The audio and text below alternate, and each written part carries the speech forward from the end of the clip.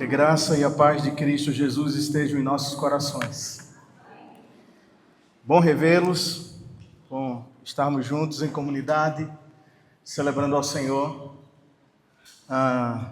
Louvamos a Deus pela vida de todos os amigos e irmãos. Agradecemos de coração aqueles que nos visitam também. Nós possamos juntos pensar um pouquinho a palavra de Deus. Nós estamos numa jornada de Gênesis. E neste momento nós leremos o capítulo 22 de Gênesis. Na sua Bíblia, no seu celular, no aplicativo da Bíblia, ou projetado aqui na tela. Gênesis capítulo 22.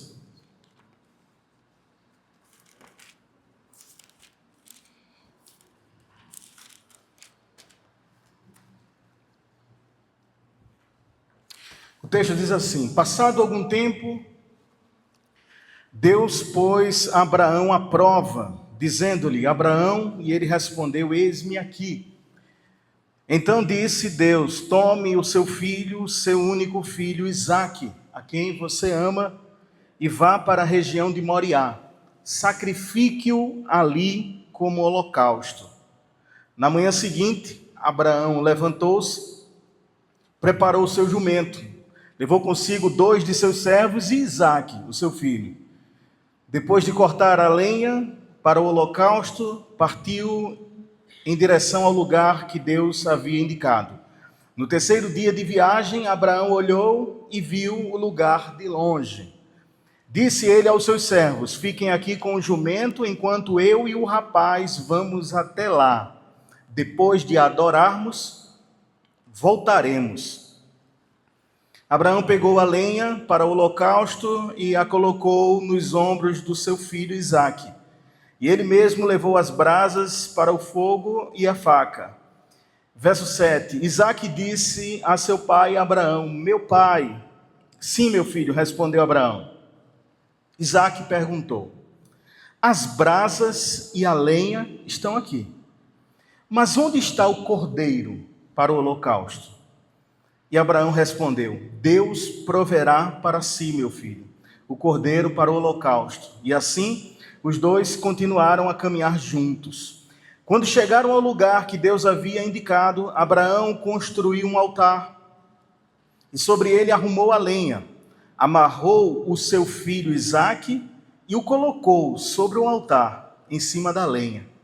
Então estendeu a mão e pegou a faca para sacrificar o seu filho. Mas o anjo do Senhor o chamou do céu: Abraão, Abraão, eis-me aqui, respondeu ele. Não toque no rapaz. Disse o anjo: não lhe faça nada. Agora eu sei que você teme a Deus, porque não me negou o seu filho, o seu único filho. Abraão ergueu os olhos e viu um carneiro preso pelos chifres no arbusto. Foi lá pegá-lo e o sacrificou como holocausto em lugar de seu filho. Abraão deu àquele lugar o nome de O Senhor Proverá. Por isso, até hoje se diz: no monte do Senhor se proverá. Amém. Vamos orar? Paizinho, nós te agradecemos. Obrigado por essa noite. Obrigado por estarmos reunidos como tua igreja nesse lugar, Pai. Nós temos a plena convicção de que o Senhor não habita em templos feitos por mãos de homens, nem nesse e nenhum outro, mas onde 2 ou 3 se decidem reunir, o Senhor, através do teu Espírito, está presente e nós cremos nisso, Pai. A tua igreja reunida nesse lugar deseja ouvir a tua palavra e que o Senhor ministre a tua palavra aos nossos corações. A nossa oração, com muita gratidão, em nome de Jesus. Amém. Minha gente, permitam-me recapitular um pouquinho do que a gente tem visto até o dia de hoje, para a gente poder compreender melhor o texto em que nós estamos até o presente momento da nossa caminhada. Nós vimos recentemente Deus chamando Abraão para uma terra da qual ele não conhecia, mas que Deus lhe mostraria. Deus ele faz uma promessa a Abraão e Abraão parte em direção a essa promessa única e exclusivamente por fé, diz as Escrituras Sagradas. Ele sai da sua terra natal em rumo a essa tal terra prometida. Acontece que nessa saída, nessa partida, o primeiro obstáculo que Abraão encontra nesse trajeto em direção a essa terra prometida é a escassez de alimento, e a gente viu isso. E aí surge o primeiro medo de Abraão, o medo da fome. E o que acontece? Com medo da fome, Abraão decide descer ao Egito. No Egito, um outro medo surge na vida de Abraão, que é a beleza de Sara, sua esposa. Porque Abraão diz, muito provavelmente, quando eles olharem para você, Sara, eles vão lhe achar linda e vão me matar para ficar com você. O que é que ocorre? O medo de morrer foi tão grande que ele decide dizer que Sara é a sua irmã ao invés da sua esposa. E nós vimos isso. Sara então é levada para o palácio e Abraão então, o medo de morrer nas mãos dos egípcios some. Porque agora Abraão é bem tratado pelos egípcios por causa de Sara. Aí que Deus precisa intervir na história, até porque, muito provavelmente, se Deus não viesse com a sua intervenção, Abraão poderia se perder na trajetória por causa de estar tomado pelo medo, o medo da fome, o medo de morrer. Eu lembro que nós vimos naquela ocasião, em uma das aplicações, que a fé não elimina a nossa fragilidade humana. Não sei se alguns recordam disso. A fé não elimina, nós passaremos e nós viveremos o medo. O medo faz parte da jornada humana e, de certa forma, tem seus benefícios também. Pois bem, mas vimos que, por mais que nós não possamos nos livrar do medo ou das intempéries da vida, dos infortúnios da vida, nós podemos confiar em Deus e lançar a nossa dependência, a nossa confiança nele. Nós não podemos ser dominados pelo medo, até porque quando nós somos dominados pelo medo, o medo acaba nos levando para caminhos diferentes dos quais Deus preparou para nós, e nós temos essa missão de jogar o nosso coração mesmo diante de Deus, de nos lançarmos em confiança plena. Pois bem, o que acontece? Sara é levada para o palácio, e agora Deus vem com a sua intervenção e pune Faraó e toda a sua corte, de modo que um susto causa no palácio, e Faraó chama Abraão e dá um aperto em Abraão, porque Abraão é o único causador disso tudo. Nós vimos naquela ocasião o Faraó dando esse acocho em Abraão, não é? Usamos até a boa expressão nordestina, acaba sem vergonha, como é que tu faz um negócio desse? Abraão é o causador disso tudo. Pois bem, naquela ocasião o Faraó dá suprimentos a Abraão e diz assim, vai embora, siga a sua jornada. Pegue a sua mulher, que é sua mulher, e vá seguir o seu caminho. Abraão, então, continua a sua jornada e nós chegamos no capítulo 13 de Gênesis, que foi compartilhado a semana passada pelo pastor Stefan, e nos mostra que Ló, o seu sobrinho, estava com ele nessa jornada. Ló, sobrinho de Abraão. E em dado momento do relacionamento entre eles, a convivência não estava lá das melhores. Você, se já leu esse texto, vai relembrar. Não estava. E eles decidem que não podem mais caminhar juntos e resolvem se separar. Eu, todas as vezes que me deparo com o texto de Abraão e Ló, e me deparo com essa separação de Abraão e Ló, eu particularmente penso que é como se o texto estivesse nos ensinando que tem muita gente que nós precisamos amar de verdade, mas que nós não podemos mais caminhar juntos.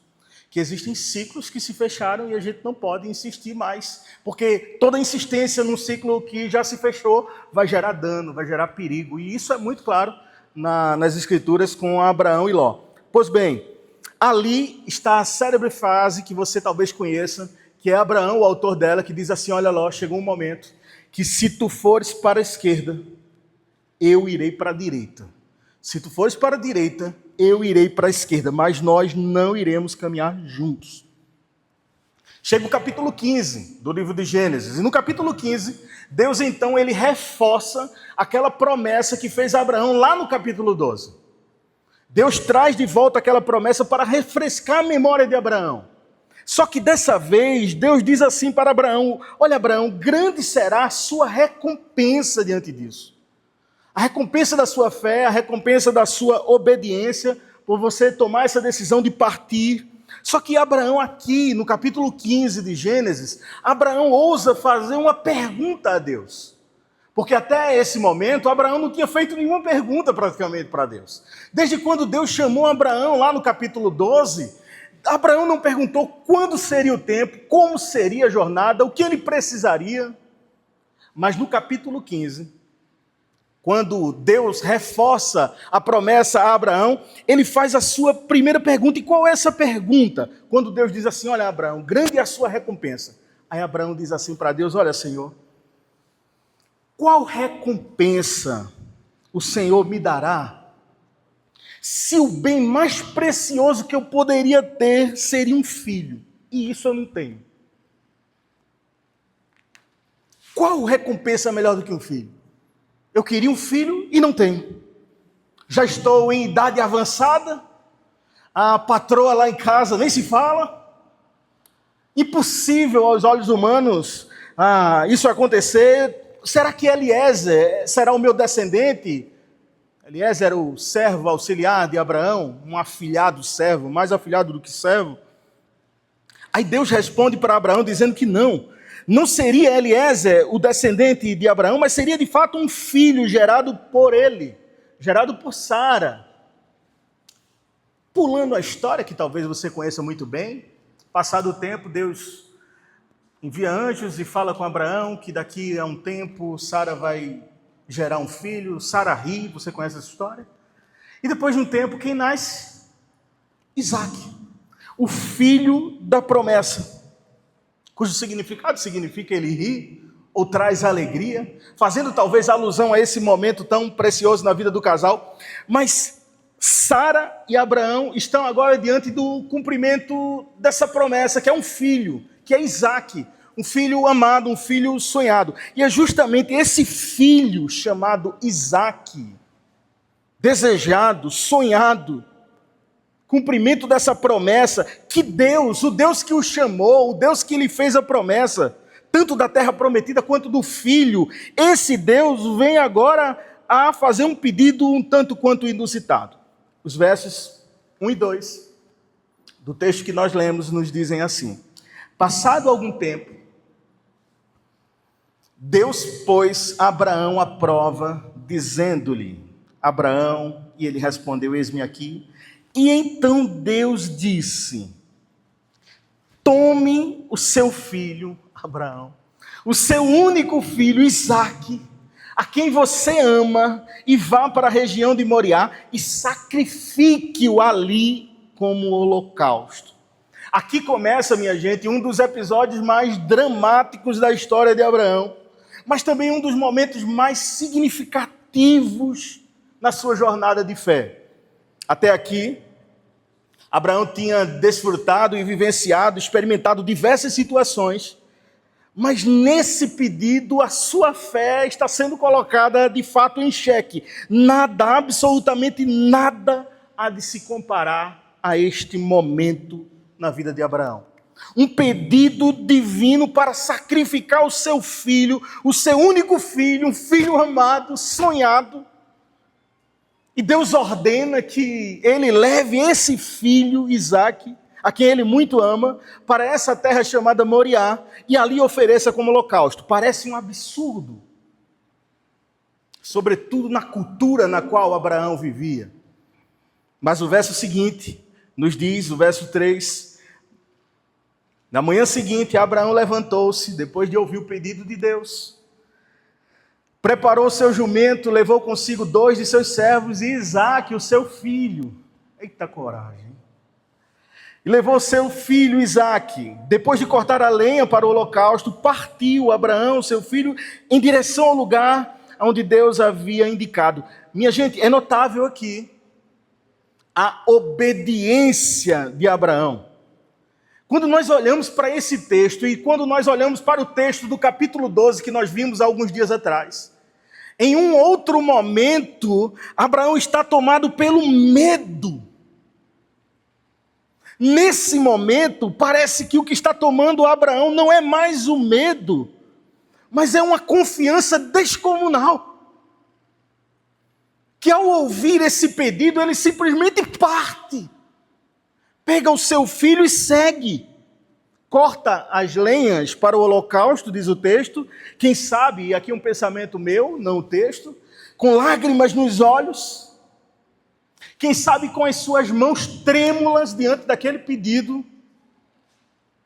mas nutrido no coração de uma confiança plena em Deus. Sobretudo uma confiança de que nada é dele. Tudo pertence a Deus. Isaac, então, seu filho, o verso 4 e 5 nos dá conta que no terceiro dia da viagem, Abraão olha e vê o lugar ao longe, é como se o coração vai apertando ainda mais. No verso 5 nos diz, então ele disse aos seus servos, e aqui é um texto muito interessante, quando ele disse, fiquem aqui com o jumento, dizendo aos servos, enquanto eu e o rapaz vamos até lá, depois de adorarmos, voltaremos. Nós vamos voltar. Aqui é como se Abraão estivesse demonstrando, minha gente, um discernimento espiritual até antes não visto na sua vida, na sua jornada, na sua caminhada. Porque essa observação aqui, essa ênfase, depois voltaremos, mostra justamente essa confiança em Deus. Que o coração dele já não estava mais dominado pelo medo, pelas circunstâncias, mas o coração dele estava plenamente convicto de que Deus iria fazer alguma coisa. Mesmo sem ele saber. O verso 6. Abraão pega a lenha para o holocausto, coloca nos ombros dele, do filho Isaque, e ele mesmo leva as brasas para o fogo e a faca. Isaque, neste momento, é como se ele estivesse um tanto quanto confuso diante de tudo isso que está acontecendo, até porque ele já é um rapaz.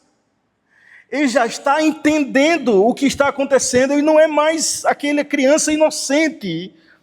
Ele sabe muito bem quais são os materiais necessários para fazer um holocausto. E ele percebe que algo está faltando ali. É então quando ele resolve ter uma conversa muito franca com o seu pai, e essa conversa está no verso 7. No verso 7, Isaque diz assim para Abraão, seu pai, meu pai, como se ele estivesse dizendo assim, eu preciso lhe dizer uma coisa que eu acho que o senhor não está entendendo. Eu acho que o senhor está confuso aqui diante de alguma coisa. Meu pai, e ele responde, diga meu filho. Isaque então perguntou, as brasas e a lenha estão aqui, mas o cordeiro para o holocausto, onde é que está, pai? Eu pergunto para você, sendo você pai, você ia responder o quê? Tu teria coragem de dizer assim, o cordeiro é você? É como se esse momento fosse um momento de angústia, tanto para Abraão quanto para o próprio Isaque. É um momento tenso para os dois, e observem bem essa expressão, porque mostra esse relacionamento entre pai e filho. Pode parecer bobo essa expressão, meu pai, e Abraão dizendo meu filho, mas não é. No texto original, essa troca de expressões é tão linda, porque ela mostra a profundidade dessa relação entre Abraão e o filho. É como se estivesse com o coração tomado de confiança em Deus que iria acontecer alguma coisa, mas também estivesse com aquela dor de um momento aflito. Não se trata de um pedido para sair da sua terra natal, como o capítulo 12 mostrou. Agora está diante de um drama terrível, ter que sacrificar o seu próprio filho, porque Deus está pedindo. Esse verso talvez aqui, minha gente, seja o ápice dessa história, desse trecho aqui que nós lemos, o ponto mais importante entre o diálogo entre Abraão e o seu filho a caminho do Moriá. E esse questionamento feito por Isaque, convenhamos, é um questionamento justo. As brasas estão aqui. Só está faltando o cordeiro. E a resposta de Abraão a Isaque é de uma confiança extraordinária no verso 8. Quando Abraão então responde e diz assim, filho, Deus proverá para si o cordeiro para o holocausto. Aí o texto diz, e os dois continuaram a caminhar juntos, quem sabe chorando juntos, angustiados juntos, sem entender muita coisa.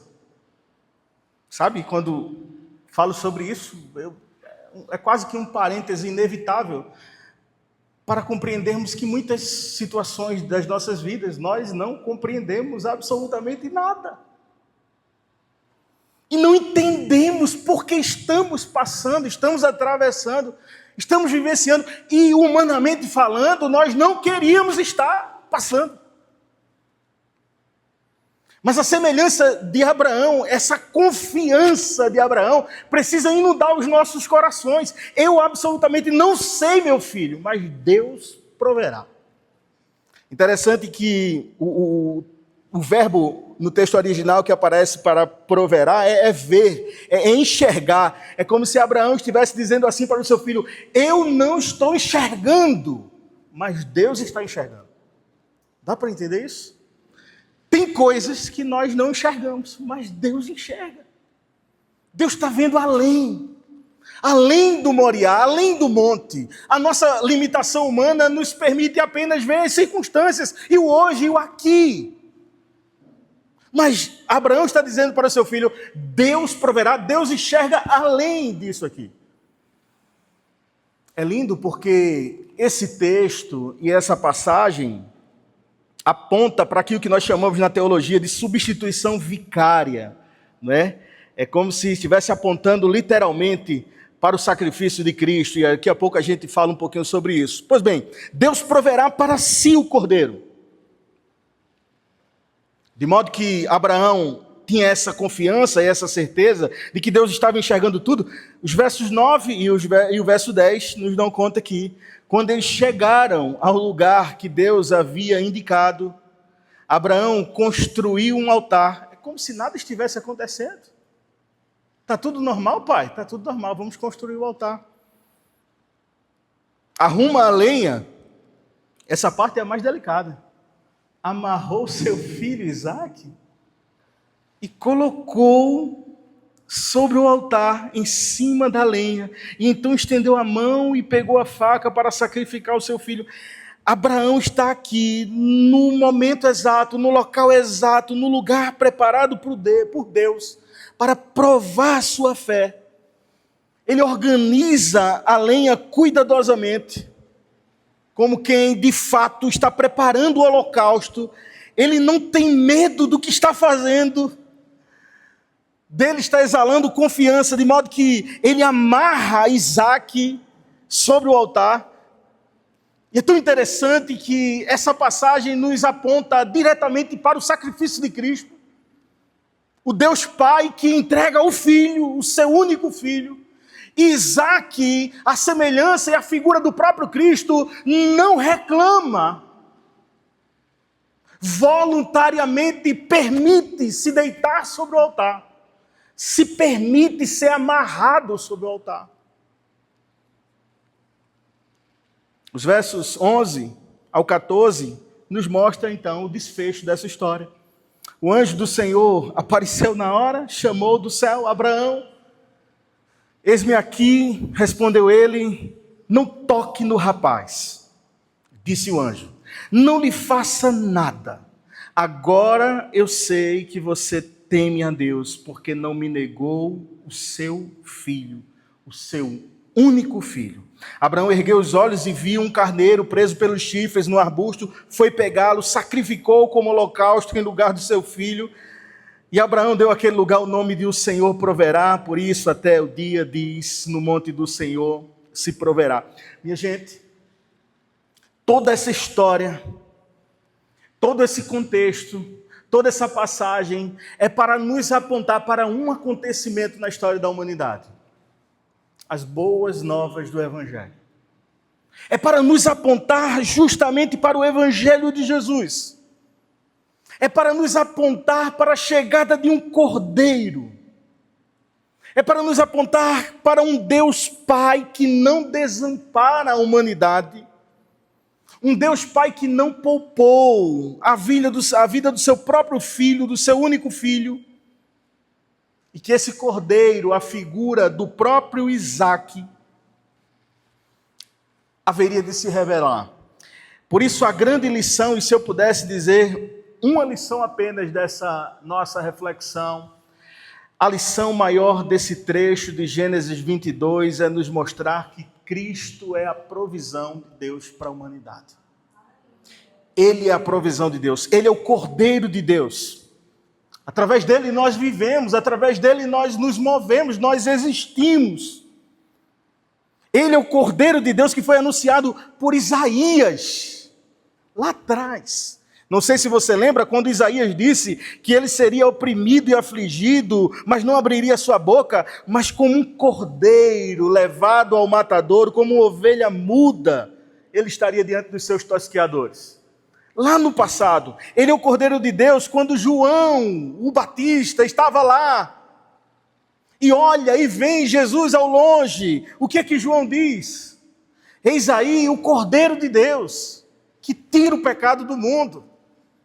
O texto de Gênesis está apontando justamente para isso. É sobre esse cordeiro que o apóstolo Pedro, ao escrever a sua epístola, vai dizer que não foi com coisas corruptíveis, como prata e ouro, que nós fomos resgatados da nossa vã maneira de viver, mas foi pelo precioso sangue de Cristo, como que de um cordeiro imaculado. Tudo isso estava apontando para a chegada do cordeiro. Tudo isso estava apontando para a provisão de Deus para a humanidade. Para nos dizer que nós necessitamos desse cordeiro. Que não há ligação, ou religação, ou reconciliação, se não for por meio dele. Que nós necessitamos de Cristo Jesus e do seu sangue nos purificando de todos os pecados e nos reconciliando com Deus. Cristo, portanto, é a provisão de Deus para a humanidade. Amém, minha gente? Amém. Mas tem algumas coisas que fazem desse texto o meu coração pensar. E eu tiro como lição para a minha vida, e aqui partilho com vocês para a gente encerrar. Da outra vez eu disse que a fé, ela não elimina a fragilidade humana. Lembram disso? Dessa vez, a primeira lição que eu aprendo com essa passagem é que a fé precisa me fazer enxergar além daquilo que os meus olhos contemplam. A fé precisa me fazer enxergar além daquilo que é tangível, daquilo que é palpável.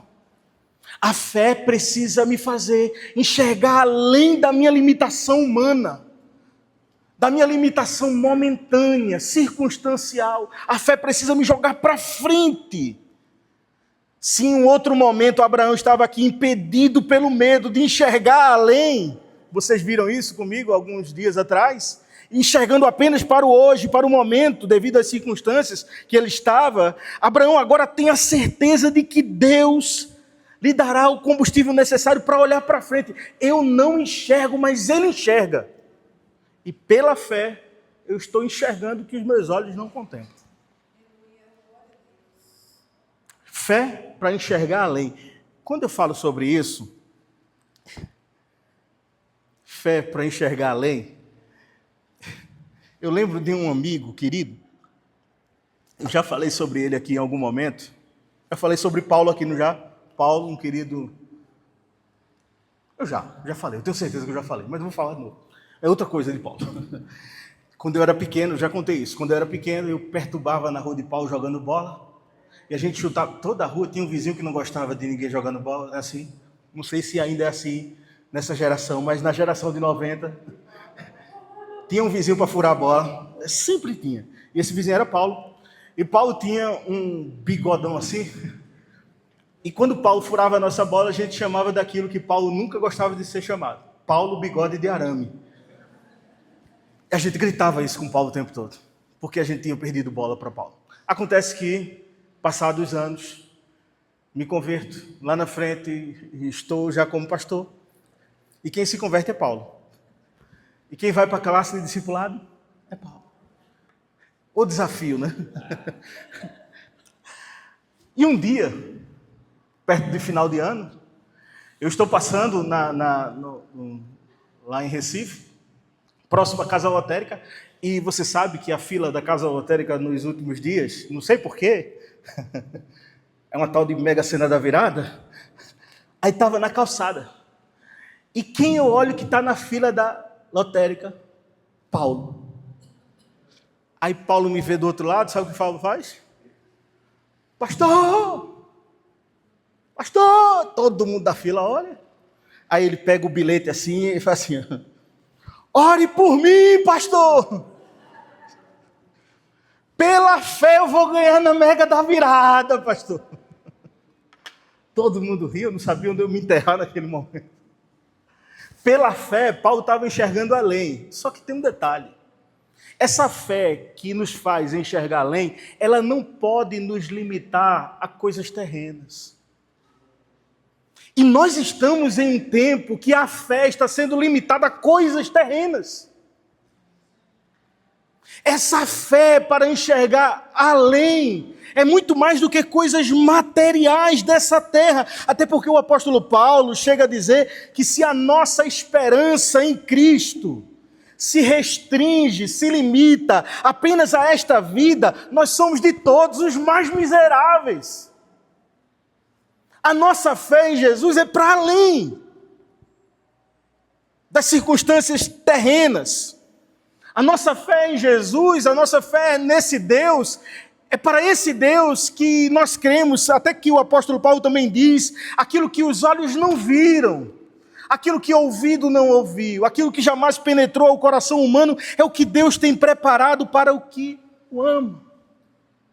Fé para enxergar além. Há uma segunda lição que eu tiro, e aqui partilho com vocês. Com Abraão eu aprendo que tudo é do Pai e nada é nosso. É quase uma canção do padre Marcelo Rossi, né? Ninguém lembra disso. Tudo é do Pai. Todo mundo com a mãozinha assim, ó. Toda a honra e toda a glória.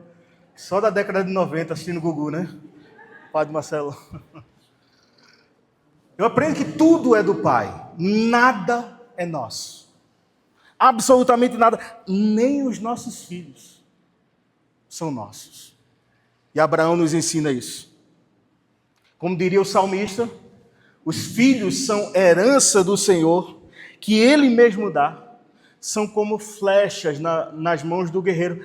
O que nós podemos fazer com os nossos filhos é amá-los, é educá-los, é cuidar deles, é colocar no máximo no arco, apontar mais ou menos para onde saltar.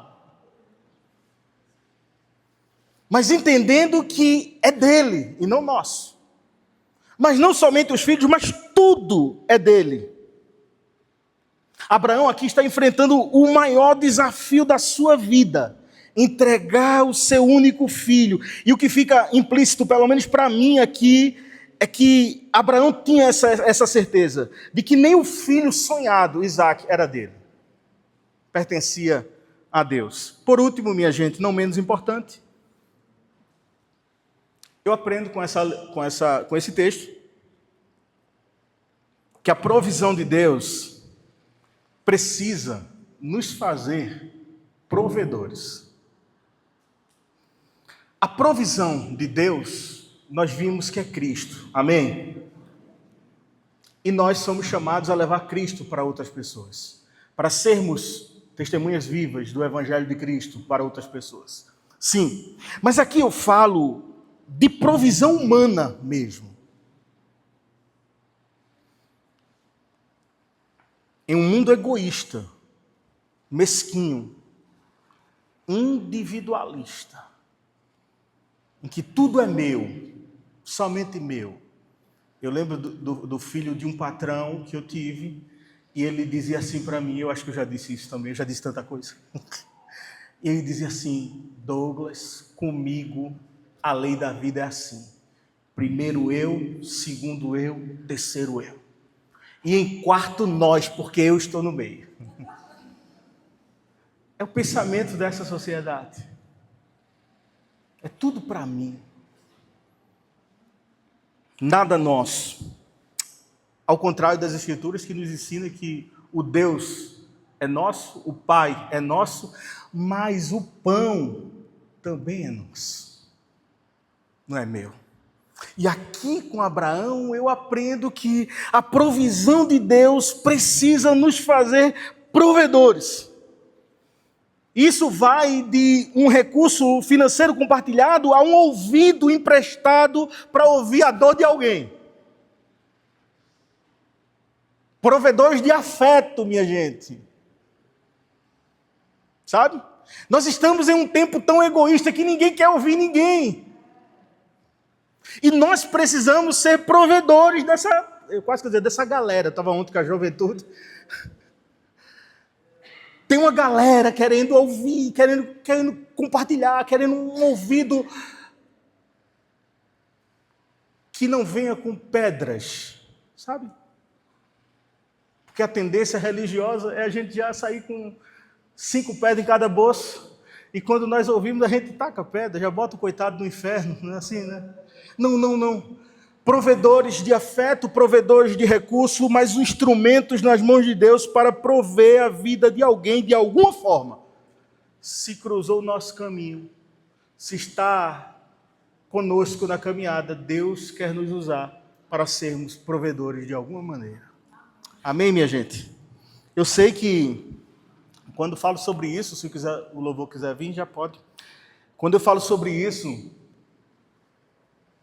sobre ser bênção na vida do outro, ser provisão na vida do outro, eu sei que nós estamos nessa geração mesquinha e egoísta, mas eu reconheço que nós estamos também no tempo em que há muitos abusadores da bondade alheia. Sabe? E isso é perigoso e você precisa ter cuidado com isso. Mas é preciso, mesmo nesse tempo de abusadores da bondade alheia, ter cuidado para não perder a essência. A nossa essência é sermos provedores. Contra o abuso, eu não sei quantos lembram, mas eu já falei aqui com toda certeza, a regra de 3 contra o abuso. Lembra disso? Ninguém lembra. Beleza, que bom. A primeira, aprenda a dizer não. Quem não sabe dizer não vai ser abusado em algum momento. Tudo que um folgado quer é encontrar um bonzinho. E vai explorar do bonzinho. E o bonzinho acaba se frustrando e não querendo mais fazer o bem. Aprenda a dizer não. Não faz parte da caminhada, é pedagógico. Segunda regra de 3 contra o abuso, imponha limites. Quem não sabe impor limites e quem não impõe limites vai ser abusado em algum momento. Terceira regra contra o abuso, afaste-se quando necessário. Tem ocasião que é preciso se afastar. É preciso dizer, se tu for para a direita, eu vou para a esquerda, e se tu for para a esquerda, eu vou para a direita, mas a gente não vai caminhar juntos. Mas a essência não se perde. Vocês me entendem, minha gente?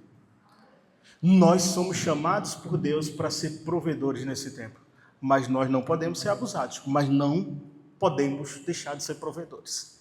Que Ele assim nos abençoe. Amém. Vamos orar? Pai, obrigado por essa noite, obrigado por esse encontro. Obrigado, Deus, pelo partilhar da Tua palavra. Tu conheces o meu coração, o coraçãozinho de cada um dos meus irmãos e amigos, Pai. Que a Tua palavra viva possa produzir frutos nos nossos dias, nos nossos relacionamentos, na nossa jornada de caminhada contigo. Que no decorrer da semana nós possamos lembrar da palavra que é Tua, Senhor. Essa palavra possa frutificar, não só em nossas vidas, mas na vida daqueles que estarão ao nosso redor, à nossa volta. Que nós possamos ser levados pela fé a enxergar além, a enxergar que o Senhor conhece tudo e sabe de tudo. Que o Senhor enxerga além dos nossos momentos, das nossas circunstâncias, mas ensina-nos também, ó Deus, a sermos provedores, ó Deus, uns na vida dos outros. Que, de fato, o nosso coração seja sempre generoso, ó Deus, para compartilharmos tudo aquilo que o Senhor nos deu. E se chegou às nossas mãos, não é para que o fim permaneça em nós, mas que nós sejamos bênçãos na vida dos outros.